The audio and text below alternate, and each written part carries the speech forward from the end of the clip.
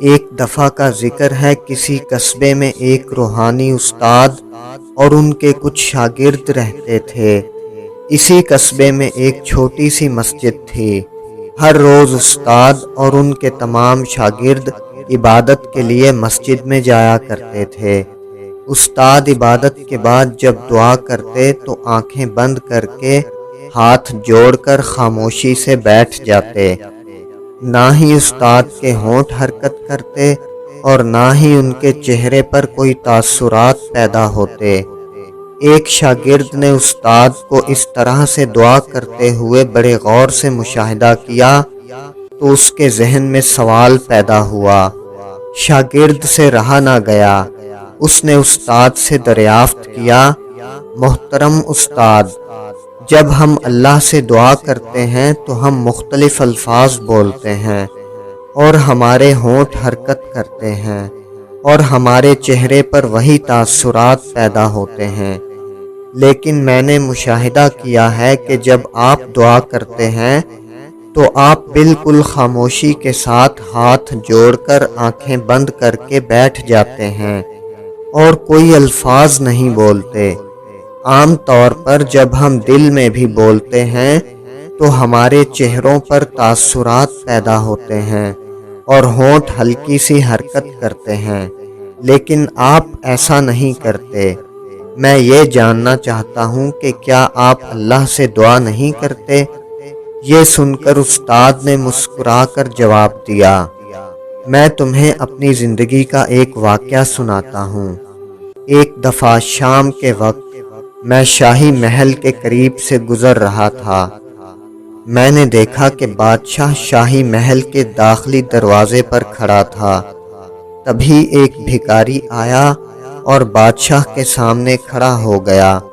اس کا جسم انتہائی لاغر تھا، اس کے کپڑے جگہ جگہ سے پھٹے ہوئے تھے اور وہ بہت کمزور اور کئی دن سے بھوکا دکھائی دے رہا تھا۔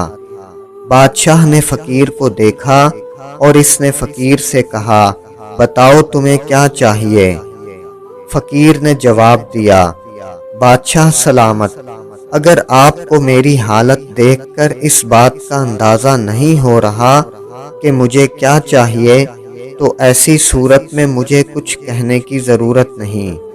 میں آپ کے سامنے موجود ہوں اور آپ میری تمام حالت دیکھ رہے ہیں۔ میری حالت آپ کو میرا تمام احوال بتا رہی ہے۔ میری آپ کے سامنے موجودگی ہی میرا سوال ہے۔ اس کے بعد فقیر خاموش ہو گیا۔ بادشاہ کے دل پر فقیر کی بات کا گہرا اثر ہوا۔ بادشاہ نے فوراً حکم جاری کیا کہ فقیر کے لیے بہترین کھانے کا انتظام کیا جائے، فقیر کے لیے نئے کپڑوں کا بندوبست کیا جائے اور فقیر کو رہائش مہیا کر کے اس کے لیے ایک ملازمت کا بھی انتظام کر دیا۔ یہ واقعہ سنانے کے بعد استاد نے شاگرد سے کہا، اگر وہ فقیر بادشاہ سے کھانا مانگتا تو اسے صرف کھانا ہی ملتا اور باقی تمام اضافی سہولیات نہ ملتی، لیکن یہ اس نے بادشاہ پر چھوڑ دیا کہ اس کی حالت دیکھ کر خود ہی فیصلہ کرے، اور بادشاہ نے اپنے شایان شان فقیر کی ضرورت کی ہر چیز اس کو مہیا کر دی۔ استاد نے کہا، میں نے اس دن کے بعد اللہ سے زبانی دعا مانگنا چھوڑ دیا ہے، بلکہ میں اپنی حالت اللہ کے سامنے پیش کر دیتا ہوں، کیونکہ وہ سب کچھ جانتا ہے۔ اگر ہم اپنی محدود عقل کے مطابق اللہ سے مانگتے ہیں تو ہم گھاٹے کا سودا کرتے ہیں، لیکن جب وہ خود ہی اپنی شان کے مطابق عطا کرتا ہے تو وہ سب کچھ عطا کر دیتا ہے جس کی ہمیں ضرورت ہوتی ہے۔ ہمیں بس سچے دل سے اللہ کے حضور اپنے آپ کو پیش کرنا ہے۔